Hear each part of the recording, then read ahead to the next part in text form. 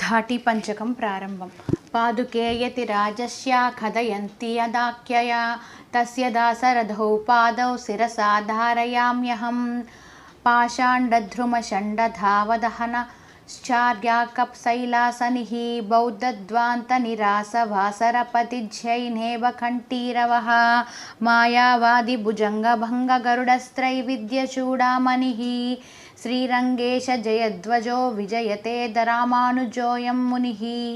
पाषाण्डषण्डगिरिखण्डन वज्रदण्डा प्रच्छन्नबौद्धमकरालयमन्धदण्डा वेदान्तसारसुखदर्शनदीपदण्डा रामानुजस्य विलस्तनिमुनेस्त्रिदण्डा चारित्रोद्धारदण्डं चतुरनयपदालङ्क्रियाकेतुदण्डं सद्विद्याधिपदण्डं सकलकलिकथासंहृते कालदण्डं